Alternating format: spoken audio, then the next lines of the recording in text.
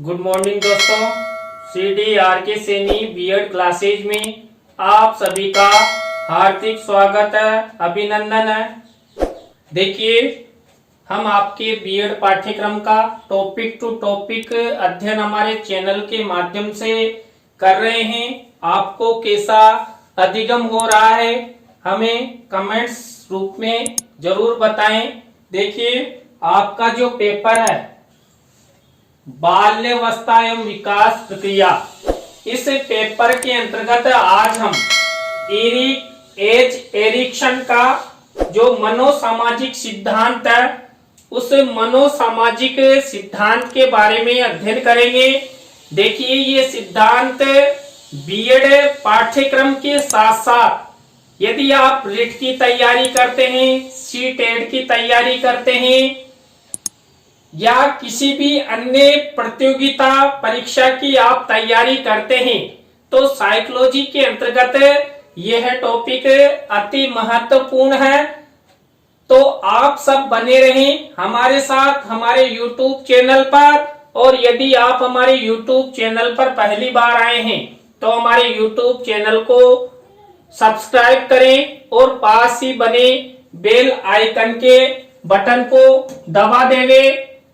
जब भी हमारे YouTube चैनल पर वीडियो अपलोड किए जाते हैं या लाइव क्लास चलाई जाती है तो उनके नोटिफिकेशन आपको मिल सके और आप इस सिद्धांत का या अन्य जो भी वीडियो आपके लिए अति महत्वपूर्ण है उनका आप ज्ञान प्राप्त कर सको। तो आइए देखते हैं इरिक एच एरिक्सन का मनोसामाजिक सिद्धांत। देखिए, इरिक एच एरिक्सन का जो मनोसामाजिक सिद्धांत है, इस सिद्धांत के अंतर्गत पहला बिंदु देखिए, मनोविज्ञान में व्यक्तित्व के सिद्धांतों में सबसे महत्वपूर्ण एवं सुप्रसिद्ध सिद्धांत एरिक्सन का मनोसामाजिक विकास सिद्धांत माना जाता है। देखिए, जो इरिक एच एरिक्सन जो मनोवैज्ञानिक है उनका जो सिद्धांत है मनोसामाजिक सिद्धांत, तो मनोविज्ञान के अंतर्गत जो व्यक्तित्व के सिद्धांत है उनमें इस मनोसामाजिक सिद्धांत का महत्वपूर्ण स्थान है और यह सिद्धांत पूरे विश्व में साइकोलॉजी के अंतर्गत प्रसिद्ध है। इस सिद्धांत के माध्यम से जो इरिक एच एरिक्सन है, एरिक्सन महोदय ने सिगमंड फ्राइड की तरह ही एरिक्सन का भी यह मानना था कि व्यक्तित्व का विकास क्रमिक अवस्था में होता है। देखिए, हमने पहले फ्राइड महोदय का मनोविश्लेषणात्मक सिद्धांत का अध्ययन कर लिया है, तो उसी सिद्धांत की तरह एरिक्सन ने भी क्या कहा कि जो व्यक्ति होते हैं उन व्यक्तियों में व्यक्तित्व का विकास क्रमिक अवस्था के अनुसार होता है, एक क्रम के अनुसार होता है। तो एरिक्सन और फ्राइड का मनोविश्लेषणात्मक सिद्धांत, देखिए आप सबको पता है जो फ्राइड का मनोविश्लेषणात्मक सिद्धांत है उसको भी व्यक्तित्व विकास का सिद्धांत कहा जाता है और ये एरिक्सन का जो मनोसामाजिक सिद्धांत है ये भी एक व्यक्तित्व विकास का सिद्धांत है। फ्राइड की तरह ही एरिक्सन भी व्यक्तित्व के विकास में सामाजिक कारकों को महत्वपूर्ण स्थान देते हैं। देखिए, फ्राइड की तरह ही देखिए, फ्राइड ने अचेतन मन और इदम अहम और परा अहम को महत्वपूर्ण स्थान दिया था उनके मनोविश्लेषणात्मक सिद्धांत में। तो एरिक्सन ने भी क्या कहा, क्या बताया कि व्यक्तित्व के विकास में जो सामाजिक कारक होते हैं उनका महत्वपूर्ण स्थान होता है और वो बालकों के या व्यक्तियों के विकास में महत्वपूर्ण स्थान रखते हैं। फ्राइड के मनोलैंगिक अवस्थाओं के सिद्धांत के विपरीत एरिक्सन का सिद्धांत संपूर्ण जीवन पर पड़ने वाले सामाजिक अनुभवों के प्रभाव की व्याख्या करता है। देखिए, जो एरिक्सन का मनोसामाजिक सिद्धांत है, ये मनोलैंगिक में का आशय कि पुल्लिंग हो या स्त्रीलिंग हो, पुल्लिंग और स्त्रीलिंग के मन में जो सामाजिक दशाएं उत्पन्न होती है, उन मनोसामाजिक दशाओं के विपरीत यानी कि फ्राइड की तुलना में एरिक्सन का सिद्धांत सबसे महत्वपूर्ण है और जीवन पर पड़ने वाले सामाजिक अनुभवों के प्रभाव की व्याख्या करता है। कौन? एरिक्सन का जो मनोसामाजिक सिद्धांत है, वह जीवन पर पड़ने वाले सभी सामाजिक अनुभवों की या प्रभावों की व्याख्या करता है। एरिक्सन ने अपने सिद्धांत में मनोलैंगिक अवस्थाओं का वर्णन न करके मनोसामाजिक अवस्थाओं का वर्णन किया है। देखिए, अति महत्वपूर्ण प्रश्न। देखिए, फ्राइड ने तो क्या किया था? मनोलैंगिक अवस्थाओं का अध्ययन।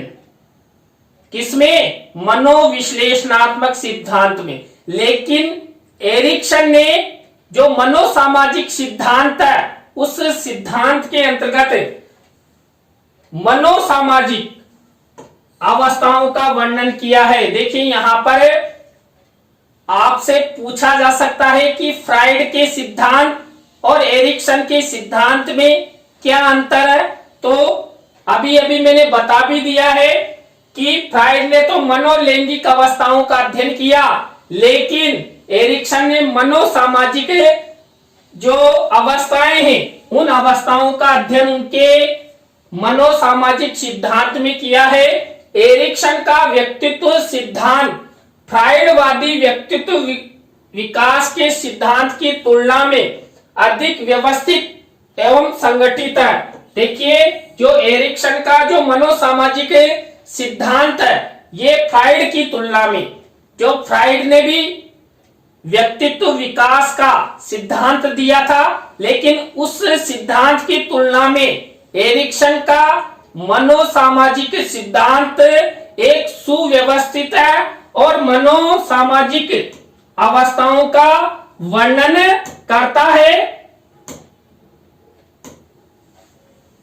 फ्राइड ने अपने सिद्धांत में ईदम को अधिक महत्व दिया है। देखिए, यहां पर फिर से आपके लिए एक प्रश्न बनता है कि फ्राइड ने अपने जो मनोविश्लेषणात्मक सिद्धांत है, उसमें सबसे महत्वपूर्ण स्थान किसको दिया?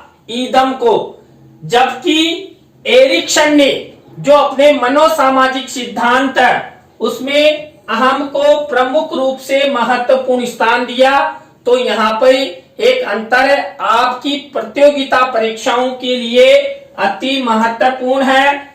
एरिक्सन ने अपने सिद्धांत में संस्कृति, समाज एवं अहम में होने वाले संघर्ष पर बल दिया। देखिए, हम सब सामाजिक प्राणी हैं और समाज में ही जन्म लेते हैं और समाज में ही अपनी शिक्षा, अपना व्यवसाय और अपने जीवन की अंतिम यात्रा पूर्ण करते हैं।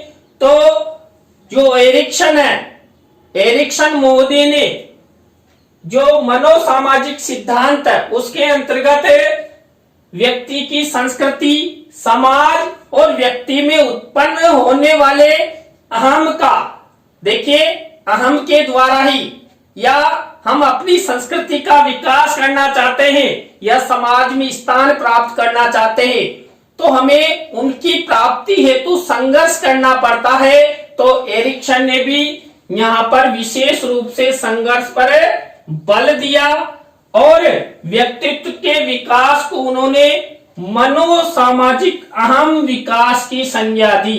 देखिए, इसका ये दूसरा नाम भी हो सकता है और आपकी परीक्षाओं में पूछा भी जा सकता है। तो मनोसामाजिक अहम विकास की संज्ञा एरिक्सन ने मनोसामाजिक सिद्धांत को दी और मनोसामाजिक अवस्थाओं की व्याख्या की। एरिक्सन को अहम मनोविज्ञान का संस्थापक माना जाता है? अति महत्वपूर्ण प्रश्न। देखिए, एरिक्सन को अहम मनोविज्ञान का संस्थापक क्यों? क्योंकि उन्होंने मनोसामाजिक सिद्धांत के अंतर्गत अहम को प्रमुख स्थान दिया और अहम के द्वारा ही उन्होंने अपने मनोसामाजिक सिद्धांत की व्याख्या की, मनोसामाजिक अवस्थाओं का वर्णन किया। तो अहम मनोविज्ञान का संस्थापक एरिक्सन महोदय को माना जाता है। इसके बाद देखिए, किशोर अवस्था में समस्याओं का सामना विभिन्न प्रकार की सामाजिक तथा सामाजिक भूमिकाओं का निर्वहन करना पड़ता है। देखिए, हम सब समाज में रहते हैं और समाज में ही अनेक समस्याओं का सामना करते हैं, अनेक प्रकार की भूमिकाओं का निर्वहन हमारे द्वारा किया जाता है, तब जाकर हमारा जीवन सफल होता है। देखिए, इसी सामाजिक जीवन में हम जो सामाजिक प्राणी हैं वो सब अनेक प्रकार के कार्य करता है और उन कार्यों में सफलता हेतु अनेक प्रकार की समस्याएं, संघर्ष उनके सामने आते हैं। तो उन समस्याओं का सामना करना इस व्यक्तित्व विकास सिद्धांत के अंतर्गत अहम के रूप में एरिक्सन महोदय द्वारा देखा गया और उसकी व्याख्या की। देखिए, सामाजिक मांगों को पूरा करने में दो तरह के भाव उत्पन्न होते हैं। देखिए, जो एरिक्सन का मनोसामाजिक सिद्धांत है, इस मनोसामाजिक सिद्धांत के अंतर्गत सामाजिक मांगों को पूरा करने हेतु दो तरह के भाव उत्पन्न होते हैं। कौन कौन से? देखिए, धनात्मक छोर पहचान का भाव और ऋणात्मक छोर पहचान का संकट।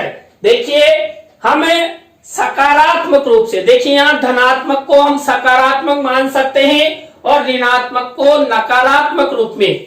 तो यहाँ पर धनात्मक यानी सकारात्मक रूप से व्यक्ति का समाज में अच्छा महत्व, अच्छी प्रतिष्ठा, अच्छा पद उसे मिल जाता है, तो उसकी पहचान का भाव यानी कि समाज में उसकी एक अलग ही पहचान बन जाती है। और यदि इसी सामाजिक जीवन में जो सामाजिक प्राणी है, इस सामाजिक प्राणी में ऋणात्मक यानी कि नकारात्मकता उसमें स्थित है और सामाजिक लोगों की उसके प्रति नकारात्मक दृष्टिकोण हो गया, नकारात्मक विचार उत्पन्न हो गया, तो उसे संकटों का सारा संकट उसके ऊपर आ जाते हैं और संकट सामाजिक प्राणी के रूप में उसकी पहचान निर्धारित की जाती है। मनोसामाजिक अवस्थाओं की विशेषताएं।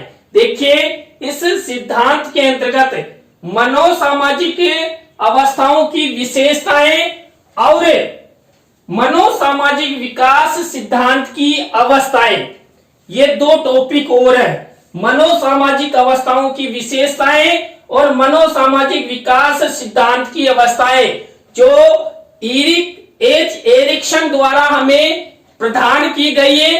तो इन दो टॉपिकों का अध्ययन हम जो हमारी नेक्स्ट क्लास होगी उस नेक्स्ट क्लास में हम अध्ययन करेंगे। तो आज की क्लास में हमने जो एरिक्सन द्वारा मनोसामाजिक सिद्धांत दिया गया उसका सामान्य परिचय का अध्ययन किया। आपको वीडियो कैसा लगा कमेंट्स में जरूर बताएं। इसी के नेक्स्ट पार्ट 2 में हम आपसे फिर मिलेंगे। तो बाय।